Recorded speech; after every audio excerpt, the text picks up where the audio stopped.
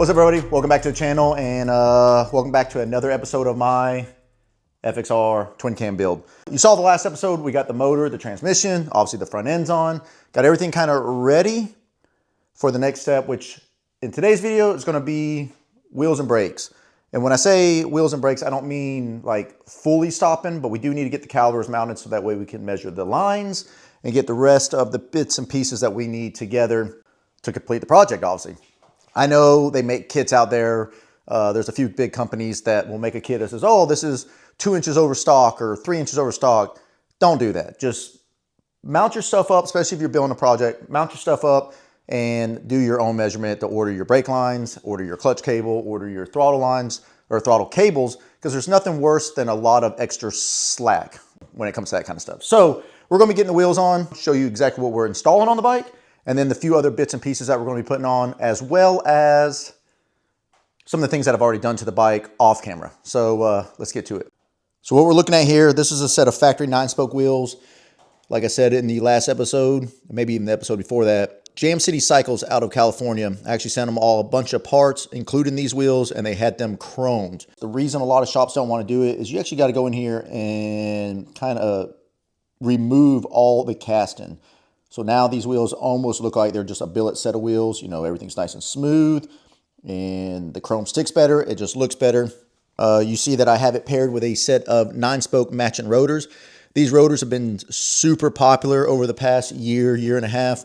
Beeve from Beeve Spot out in California, he did a Born Free California chopper build, and he had a lot of FXR inspired parts on it. The reason you can tell that these are the first batch is that there's no adapter between the rotor and your actual wheel. I think all the newer ones will be machined to the sealed bearing size, and then you have to run a little centric ring. This was his very first set offered. I was on the pre-sale list or whatever, so I've had these rotors now for, oh man, I mean, a long time. I always knew this was the route I was going to go. Rick here locally polished them for me.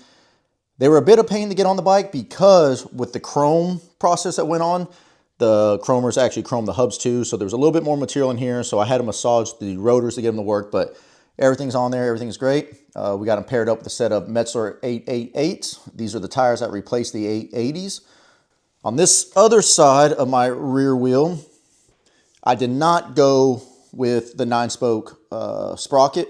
Reason being, it's an aluminum sprocket, and I've had aluminum sprockets in the past, and they just wear out pretty quick depending on the type of riding you're doing.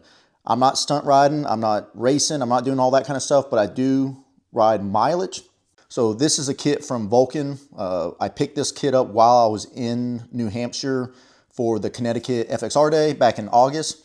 So when we toured their facility, which I'll post the link to the video here, maybe. I don't know. I'll figure out how to do that. When I was touring their facility, I actually picked up the chain kit with a chrome sprocket. We're running the 49 tooth rear and a 24 front. I think the average setup is a 24-51, but going down a couple teeth in the rear will give me a little bit more highway mannerisms, if that makes sense. The RPMs will be just a little lower. Just preference. They have them in a wide range of sizes, you know, for your front sprocket or your rear sprocket. So it's up to you what setup you want to run. Now to pair up the rotors and wheels, we're going to be running the Performance Machine, kind of their classic, the setup that you see 1,000 times over. Nothing special here except for, like I said in an earlier video or the first video, I actually went with a Dyna style rear brake, and to make it work, not only did Justin have to make him a little adapter for the brake stay on the swing arm, but he had to machine the little spacer that comes with it. He had to mill off, I don't remember what the correct amount was, but he did have to shorten this. Reason I went with this setup, I like the shape of it when the caliper is mounted on there. It just has a nice contoured shape. Looks good. It's already chromed, and it's going to fit everything really well. Obviously ARP hardware. Same with the front. Got all the ARP hardware and everything on there. To top it all off, we're going to be running their Contour master cylinder as well as the clutch and throttle housing. So everything, it's going to be Performance Machine. Top it off out back, like I said, Vulcan kit. Got the Vulcan Ford sprocket right here. That's all machined here in America. They make it in-house, along with their spacer that goes into the seal. We'll be putting a new seal on. The chain, I have the Vulcan Engineering front wheel spacers, so I'm not running a cable-driven speedo. So they actually sell a set of wheel spacers already cut so that you can install your Twincam wheel without the speedo drive and everything works. Of course, I've polished it up to make them look a little better. And then you've seen this before in other videos, but the one piece FXR forever sprocket side wheel spacer. So that's just kind of like a quick rundown of some of the stuff that we're going to be doing to the bike. Off camera, obviously you see that I've installed my side covers. I got these on, these little billet pieces, and we talked about it before, but one of the big things I wanted to do on this bike is I wanted both sides to have the frame tag or whatever you want to call these things.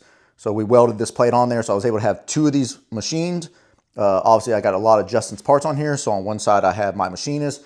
The other side it says Howland Cycles, which is Andy who did my frame and has helped me with just a lot of stuff over the years. I owe a lot of the knowledge that I have and a lot of the abilities to work on these things to him. So that's kind of my way of paying respect to him by putting his name on the bike. And like I said, with Justin, no brainer, got his swing arm, risers, you know, struts, bunch of great parts from him. So having his name on the bike is another huge plus. Kind of start getting everything mocked up. I did go ahead and get this foot control on here as well as my master cylinder. So that way I can figure out what I'm going to do for a brake light switch.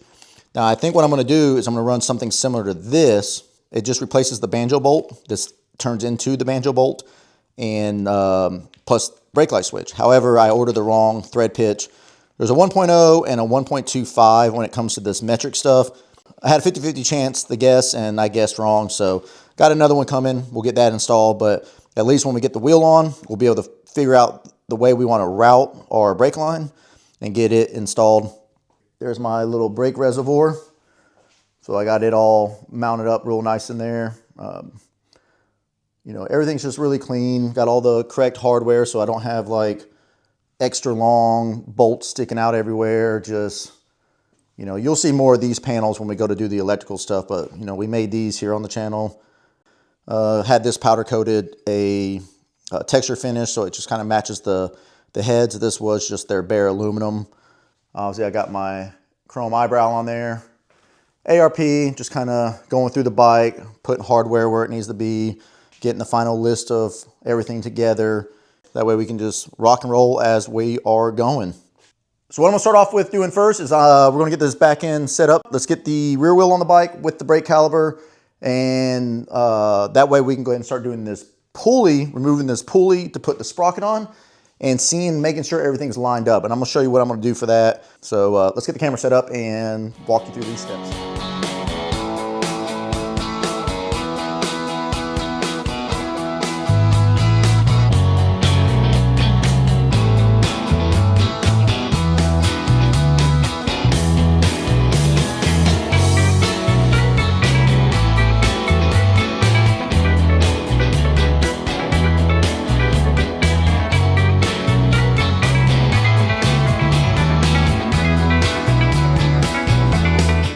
So we got the rear wheel on, everything looks great.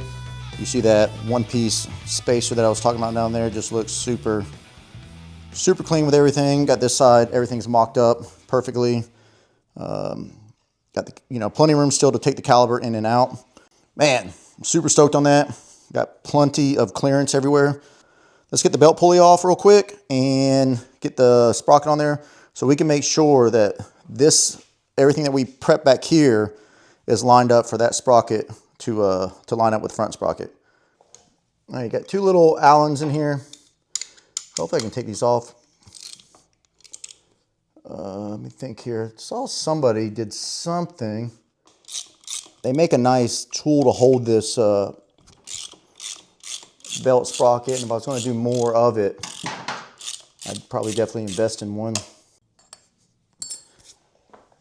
Now, the big takeaway on here, this is all reverse thread. So this reverse thread, this thing being a heavy, long socket and that nut being kind of shallow, you don't want it to, you know, kind of tilt. So you're supposed to install this onto your end. So lefty-tighty, just run it all the way down.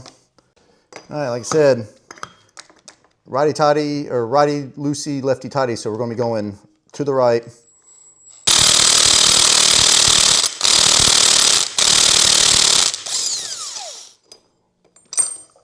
All right, got our pulley off.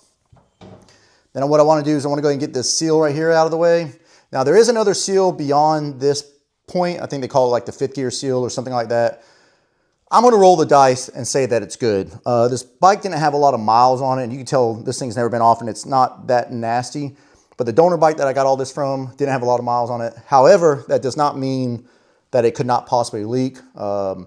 Sometimes when a bike sits for a long time, seals do go bad on their own.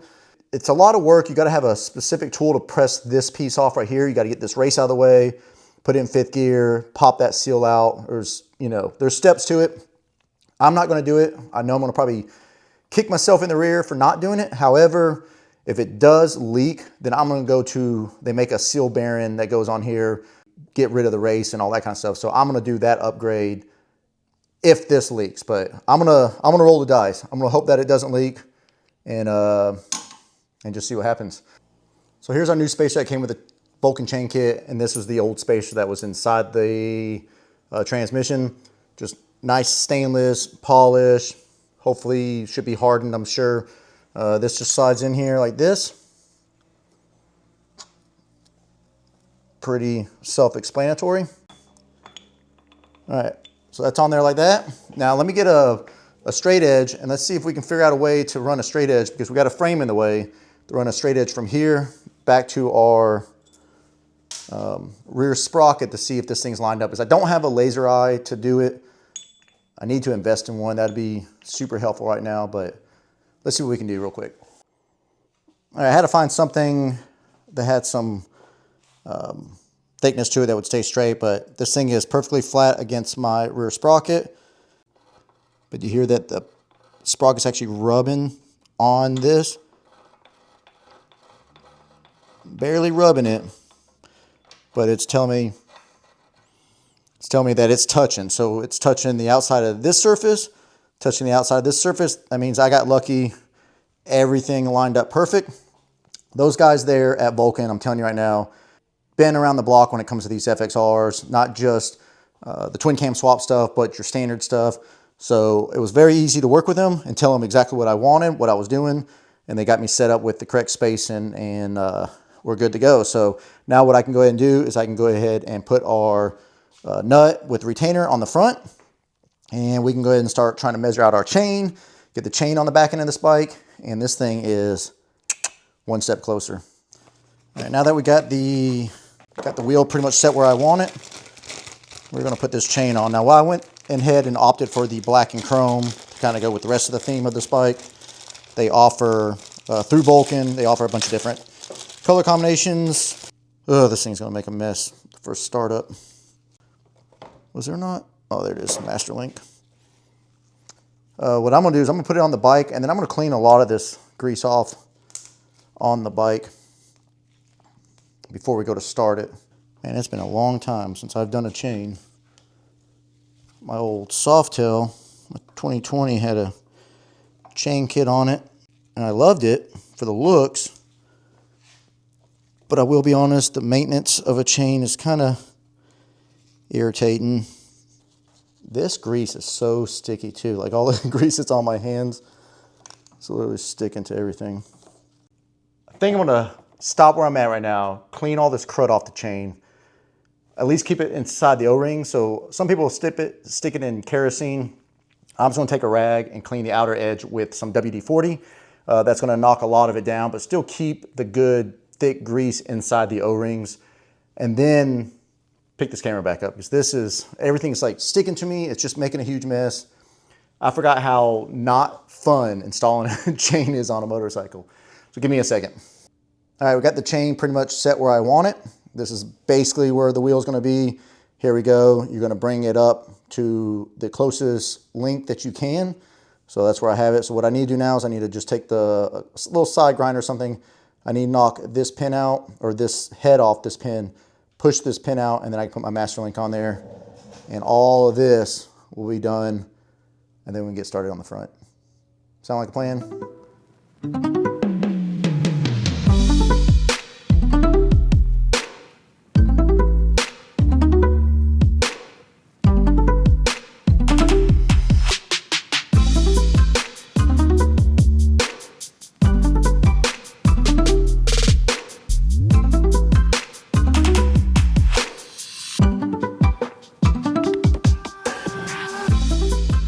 right, we're gonna get this front wheel put on real quick. Like I said earlier, we got the Vulcan spacers that delete the factory speedo drive. So we'll just get this thing in there. I have a better axle on order, but for now we're just gonna use the stock one. Now another thing I am doing with the axle, I did do the ARP front pinch bolt. We're gonna snug everything, and we're gonna put the brake calipers on here. Because what I wanna do is I wanna kinda get this bike off the lift, because right now this thing's looking quite chopperish, and I'm hoping that the front end will have a little sag when it's on the ground. I don't mind a little rake, but it is a bit much right now. I can adjust the shocks a little bit. I'm starting to regret that I should have just went with the 14-inch shocks. I thought with the geometry of the swing arm and the way that it sits that the 13s would have been perfect. Might not be. We'll see. We'll see what it looks like on the ground. All right, got the front wheel, front rotor, front calipers, front end, everything's on. You come to the back end. The chain will loosen up a little bit. I'll bring the wheel in for the final torque when it's all said and done. Got the other brake caliper on this side. Everything's lined up, perfect. So let's get this thing off the lift. Let's set it in the center of the garage and see what it looks like. And then we're gonna put the hand controls on it and call it a video.